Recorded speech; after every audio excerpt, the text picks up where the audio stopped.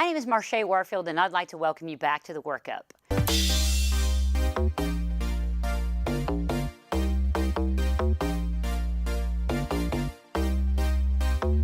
For today's show, we continue our journey through the Let's Get Social series with the second of a two-part segment we call Content is King.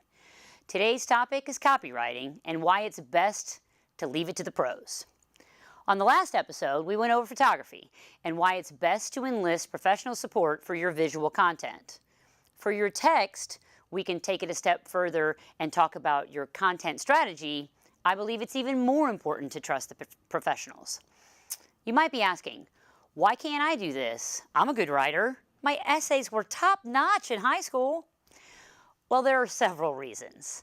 Let's start with time and time well spent. It doesn't matter whether you're a C-level executive, a marketing director, a seasoned business owner, or launching a startup. There just never seems to be enough hours in the day. With that truth, your precious time should be spent doing what you do best: running your company, running your department, taking care of your clients, chasing new clients, whatever it is you do best. While you might be a fabulous writer, is that the best way to spend your time? Is the ROI there at the end of the day when you have A, either sacrificed time that should have been spent on another task, or B, what often happens, just extended your day well into dinner time and maybe even later? Take a good look at the time, what your time is worth.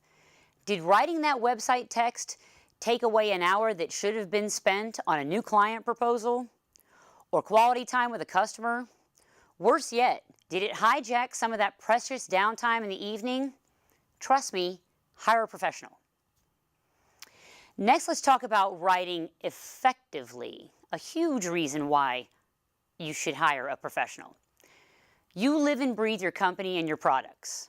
Can you speak to your audience in a clear and concise manner, and more importantly, without emotion?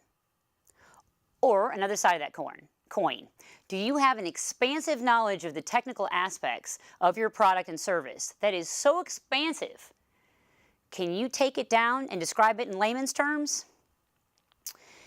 Thanks to the web and social media, we are more engaged than we've ever been. Virtual conversations are more important than ever. This brings us to another part of writing effectively. You must be sure the text is speaking with your audience and for your audience, not at your audience. It must be engaging and open up those conversations. Also, when writing is effective, it is mindful of the platform for which the copy is being written. The text for a white paper should be very different than a brochure, and that text should be vastly different from a website. In fact, the writing of website text can take on a bit of a scientific approach. So check this out. The Nielsen-Norman Group did an eye tracking study in 2006 and just revisited it in 2017, researching how users typically view web pages. Their findings show that often we scan, notice I said scan, not read, websites in an F pattern. Specifically, users first read in a horizontal movement, usually across the upper part of the content area. That's the F's top bar. Next, users usually move down to the page a bit and then read across in a second horizontal movement that typically covers a shorter area than the previous movement, and that's the lower bar of the F. Finally, users scan the content down the left side in a vertical movement. The last element forms the F's stem. So what does this tell a professional writer?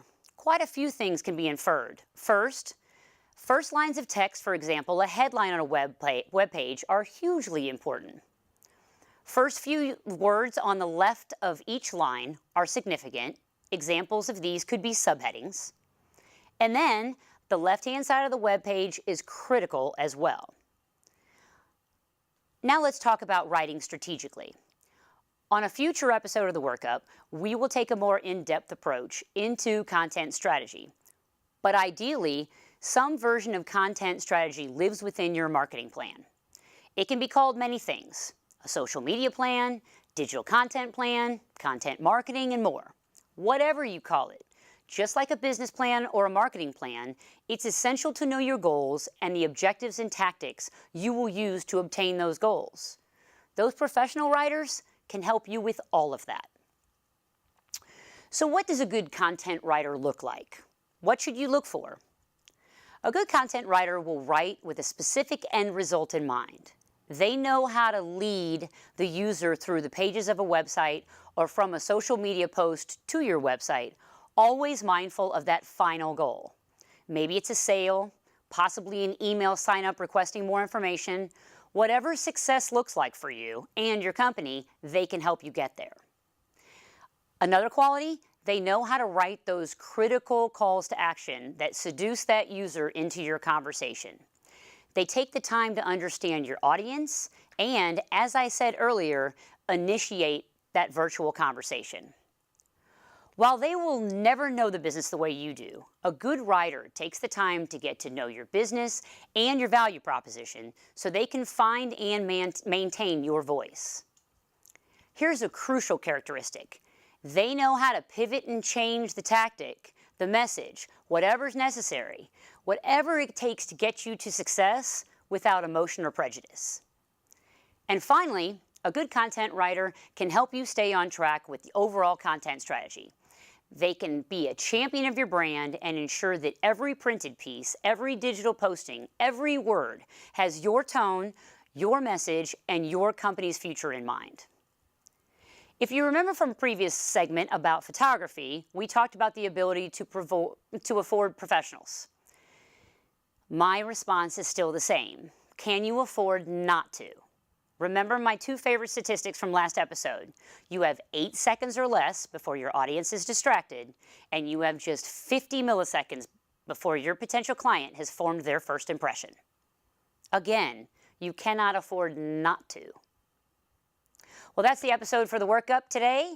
Join us next time when we continue our Let's Get Social series by diving into the wondrous world of social media analytics. See you then.